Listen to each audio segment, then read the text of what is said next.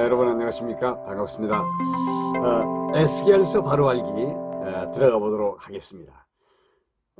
에스겔의 인적 사항부터 잠깐 말씀드리죠. 에스겔은 25살 되던 해, 그러니까 제사장으로서 훈련을 받을 나이에 정신없이 그 바벨론의 느부갓네살이 2차 예루살렘을 침공할 때 1만 명이 넘는 사람들이 잡혀갔거든요. 그때 그 사람들 속에 잡혀서 바벨론으로 이송된 사람입니다. 그러면 여러분들이 짐작을 하시겠지만은 에스겔의 예언 활동은 유다 멸망 한 5년 전부터 예언을 시작해서 유다가 멸망하고 한 16년 정도 계속해서 예언 활동을 한다면 에스겔의 그 예언이 두 가지로 나눠진다는 걸 알 수가 있을 겁니다. 예루살렘이 망하기 전에 예언한 것은 예루살렘은 이제 망한다 하는 예언일 거고요. 그 다음에 예루살렘이 망하고 난 다음에 예언은 망했지만 하나님께서 유다 백성을 불쌍히 여겨서 그들을 다시 회복시킨다는 내용이 아니겠습니까? 그대로 되어 있어요, 성경은. 그래서 에스겔서는 1장부터 48장까지 되어 있거든요. 그러니까 전반부 에스겔이 예루살렘이 멸망하기 전에 예언했던 내용이 1장에서 24장까지의 내용이고요. 그것이 뭐냐? 하나님이 유다 백성, 즉 예루살렘 백성들을 흩어버리시겠다고 하는 예언이고요. 그리고 에스겔서 25장부터 시작해서 에스겔서 마지막 장 48장까지의 내용은 다시 그들을 모아서 그들을 회복시켜 주신다고 하는 예언의 내용이 바로 그겁니다. 에스겔서 1장부터 시작해서 오늘 24장까지의 내용을 한번 말씀드려 보도록 하겠습니다. 하나님께서 갑자기 영안을 열어서 하늘의 신령한 광경을 보게 만들어 줍니다. 무엇인가 하면 하나님의 보호자가 보이고 하나님의 보호자 주변에서 생물들이, 천사들이 6날개를 가지고 하나님을 섬기고 있는 모습을 보게 됩니다. 이런 광경을 본다면 누구나 다 진짜 그 영광 앞에서 꼼짝없이 부들부들 떨게 되겠죠. 에스겔도 역시 마찬가지입니다. 땅바닥에 엎드려 있습니다. 그래서 그런 영광스러운 신령한 세계의 모습을 보고 엎드렸는데 하나님이 그를 이렇게 세워주시면서 인자야 라고 부르시면서 당신 손에 있는 두루마리가 있어요. 그것을 에스겔로 하여금 입을 벌리라고 해서 에스겔의 입에다 집어넣어주고 맙니다. 그러니까 에스겔이 두루마리 성경을 먹어버린 거예요. 그러면서 그 다음에는 하나님이 내가 너에게 일러준 말을 그대로 백성들에게 전해라. 그러면서 4장에 가서 보면은 토판을 가져다가 그림을 그리게 해요. 아마 에스겔이 그림을 잘 그렸는지 모르겠습니다만 예루살렘 성을 그리고요. 그 토판에다 그려놓고 그 주변에다가 이제 흙을 쌓아서 포위된 상황을 만듭니다. 그러면서 하나님께서 에스겔에게 예루살렘이 이렇게 포위될 것이다. 왜 이렇게 예루살렘이 포위가 되고 예루살렘이 이 고난을 겪어야 되는지 아느냐? 너희 백성들이 범죄했기 때문이다. 그러면서 너희 백성들이 범죄한 것을 네가 몸으로 한번 보여봐라. 그러면서 하나님께서 에스겔에게 명령을 내리는 것이 북쪽 이스라엘의 범죄를 인하여 왼쪽으로 네가 390일 동안 반드시 눕지 못하고 왼쪽으로 390일 동안 네가 누워서 생활을 해라. 그리고 390일이 지나면 오른쪽으로 누워서 40일 동안을 지내라. 이것은 남쪽 유다의 죄의 모습을 보여주려고 하는 것이고, 그리고 난 다음에 하나님께서 하신 말씀이 먹는 것을 먹어야 사니까 먹는 것은 네가 떡을 구워 먹을 때 인분, 사람의 똥을 가지고 불을 피워서 떡을 구워 먹도록 해라 하고 명령을 내립니다. 그러니까 에스겔이 아이고 나는 그거 힘듭니다. 하나님 좀 살려주십시오. 나는 그렇게 어떻게 합니까? 그렇게 막 사정을 하니까 하나님께서 그래 그럼 인분 말고 쇠똥을 가지고 떡을 굽도록 해라. 참 여러분 이 에스겔이요. 우리가 보통 이제 예술 하면은 행위예술 같은 거 얘기하지 않습니까? 그런데 행위예술처럼 하나님은 에스겔 선지자에게 행위 예언을 하게 하신 거예요. 그러니까 백성들이 와가지고 건 400일이 가까운 390일 동안 그러고 있고 쇠똥에다가 떡을 구워 먹고 그러고 있으니까 너무 이상하지 않습니까? 그래서 와가지고 당신 지금 뭐 하는 겁니까? 당신의 행동이 우리들하고 무슨 관계가 있습니까? 하고 물으니까 그때마다 예, 에스겔 선지자가 남쪽 유다 백성들의 죄악과 예루살렘 거민들의 죄악에 대해서 이야기해 주는 것입니다. 그러더니 얼마 안 가서 또 하나님께서 에스겔 선지자에게 야, 날카로운 칼 가지고 너 머리털 밀어라. 그리고 수염도 다 깎아버려라. 그러고 난 다음에 그 머리털과 수염을 공중에 날려버려라. 그러니까 또 에스겔이 또 시키는 대로 합니다.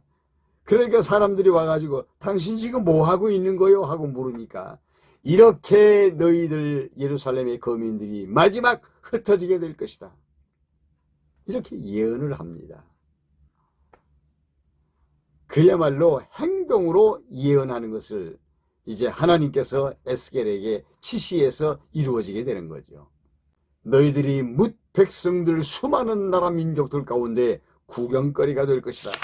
그러면서 7장에 가서 보면 끝났도다 끝났도다 밖에는 칼이요 안에는 전염병으로 유다 백성들이 고통을 겪게 될 것이다. 이렇게 예언하게 하십니다. 왜 이런 일이 생기느냐? 우상 담무스 때문에 슬퍼 고굴하고 있고 태양신을 섬기면서 경배하고 있는 그런 모습을 보여주면서 하나님께서 에스겔에게 그 예루살렘의 거민이 이렇게 징계를 받는 것이 마땅하다고 하는 말씀을 주십니다. 그러나 그중 가운데 예루살렘 거민 가운데 살자도 있습니다. 이렇게 우상을 숭배하고 타락한 사실들을 보고 마음에 슬픔을 가지고 있었던 사람들이 있습니다. 하나님께서 에스겔에게 보여줍니다. 서기관 하나가 먹물을 가지고 먹통을 가지고 나타납니다. 하나님이 그 먹물을 가지고 나타나는 그 서기관에게 말하기를 이렇게 예루살렘의 타락 때문에 슬퍼하는 자들의 이마에다가 표시를 해라. 그러면서 예루살렘이 망할 때 그들은 손을 대지 말아라. 이렇게 말씀하시는 내용이 나옵니다. 아무리 나라가 망해도 그 가운데 살 자가 있다는 것을 말씀하시고 아무리 위태한 지경이라도 하나님께서 구별할 자들이 있음을 나타내 보여준 것이지요. 에스겔 선지자는 자기 백성들의 고난에 대한 하나님의 계시를 보면서 그는 슬픔에 잠기기를 시작합니다. 또다시 하나님께서 인자야 라고 말씀하시면서 그에게 보여준 것이 예루살렘 성전에서 하나님이 떠나버리시는 광경을 보여주시는 것입니다. 여호와의 영광이 주의 성전에서 떠난 것이죠. 이 백성이 주의 율례와 규례를 어그리고 오히려 이방인의 규례를 지키고 있는 것 때문에 내가 이들을 징계할 수밖에 없다고 하는 하나님의 음성을 또 듣고 그 백성들에게 말씀을 또 전합니다. 또 인자야 라고 말씀하시면서 너는 네 자신을 밧줄로 묶어서 포로 행세를 해라.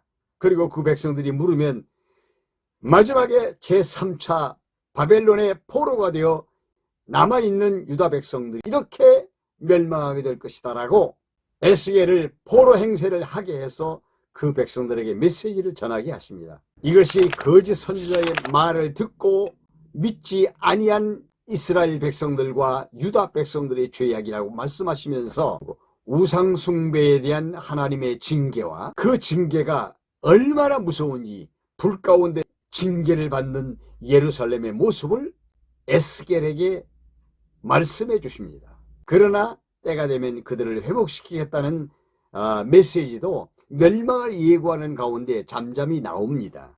독수리와 포도나무에 대한 비유를 말씀하시면서 이 시드기야가 애굽과 좀 잘 친해서 바벨론을 막아보려고 지금 정책을 구상하고 있는 그때에 하나님께서는 시드기야가 멸망할 것을 이미 에스겔에게 보여줍니다.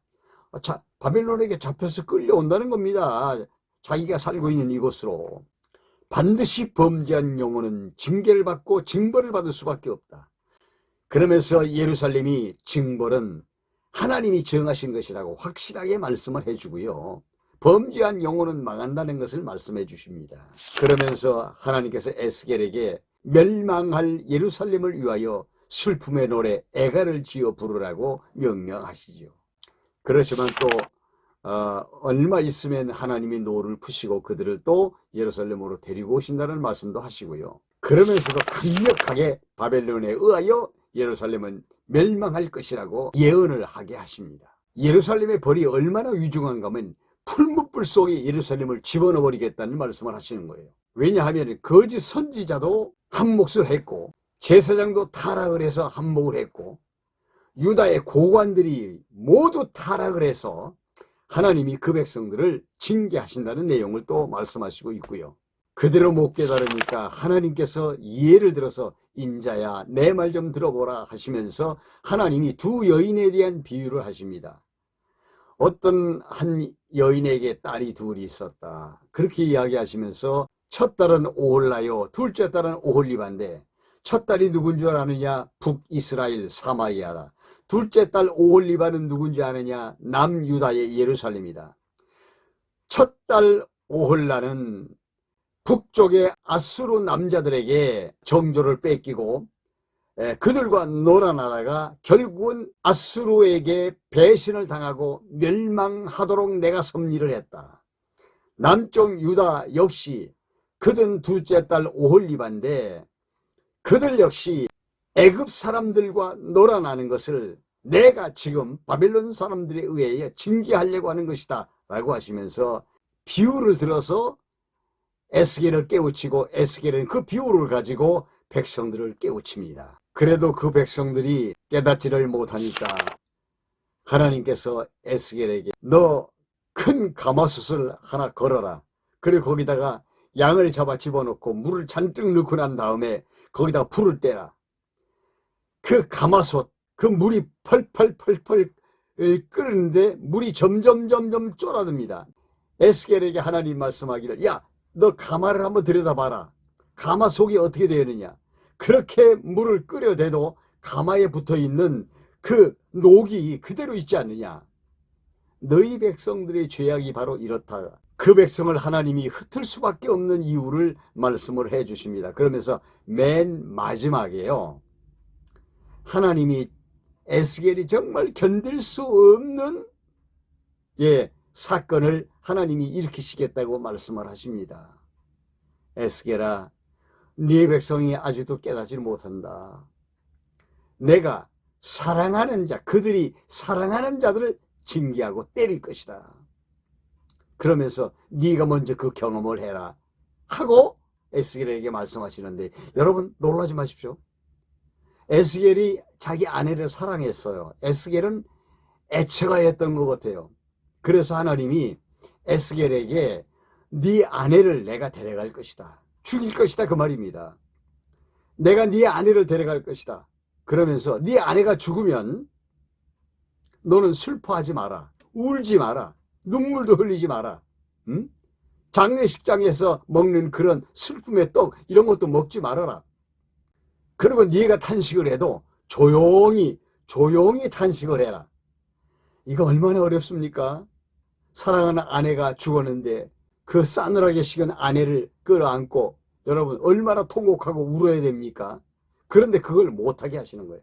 왜 그런가 하면 마지막 3차 바벨론의 침공으로 인하여 예루살렘이 멸망할 때 자식들이 죽고 자식들이 잡혀가고 아내가 죽고 남편이 죽고 이렇게 하는 이 어수라장의 이 광경이 벌어질 건데 유다 백성들은 그것 때문에 울거나 그것 때문에 눈물을 흘리거나 통곡하거나 장례식장에서 먹는 떡이나 빵을 먹지 못하게 하고 그런 표정도 내지 못하게 하면서 하나님이 그들을 흩어버리겠다고 하는 예언을 하도록 하신 겁니다.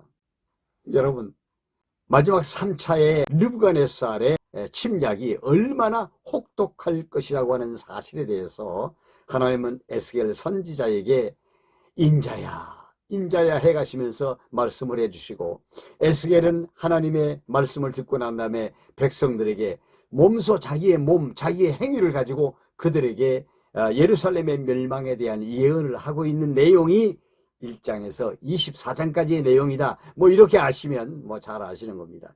다음 시간에는 이어서 유다 백성 즉 예루살렘이 멸망하고 난 다음에 약 한 15, 16년 동안의 예언 활동 그 예루살렘이 다시 회복이 된다. 하나님이 그들을 흩으신 자리에서 모으신다고 하는 에스겔의 예언에 대해서 좀 살펴보도록 하겠습니다.